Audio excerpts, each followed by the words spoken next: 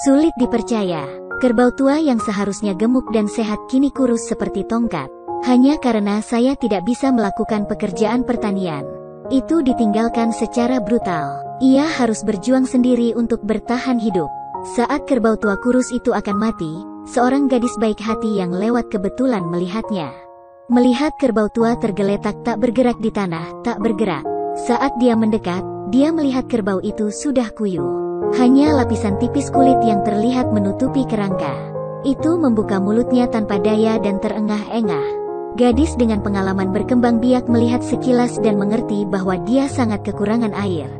Jika tidak diisi ulang tepat waktu, mungkin tidak akan bertahan lama. Melihat itu, gadis itu buru-buru membawa ember ke sungai untuk menimba air. Temannya mencoba meyakinkannya untuk menyerah.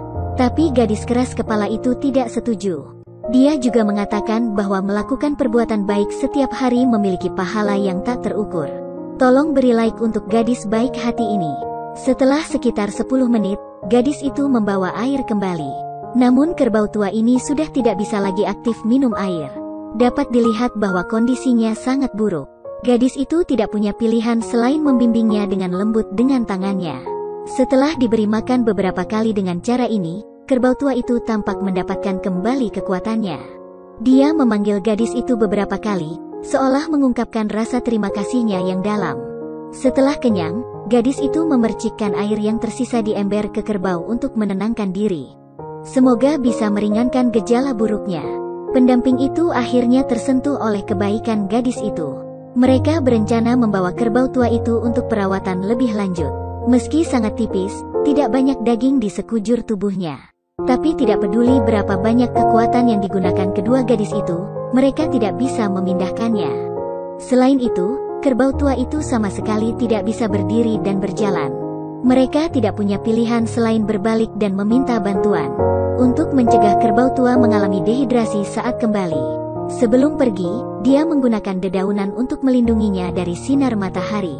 Ketika gadis itu kembali ke tim penyelamat, kerbau tua yang rapuh itu secara ajaib bergerak maju beberapa langkah. Tampaknya air yang diberikan gadis itu sebelumnya telah banyak membantunya. Dokter hewan tidak menunda sesaat pun. Tim hujan langsung memeriksa kondisi fisik kerbau tua tersebut. Setelah pemeriksaan pendahuluan, ia menemukan bahwa kerbau tua itu kekurangan gizi. Tidak ada cara lain untuk membantu selain merawatnya. Mereka berusaha membantu kerbau tua itu berdiri. Tetapi tidak peduli seberapa keras mereka bertiga mencoba, mereka tidak dapat menahannya untuk bangkit. Kerbau tua itu sudah sangat lemah. Tidak akan lama sebelum itu mendapatkan kembali kekuatannya.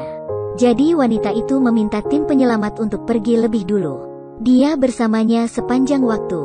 Setelah lebih dari 3 jam resusitasi, kerbau tua itu akhirnya terhuyung-huyung dan mulai makan.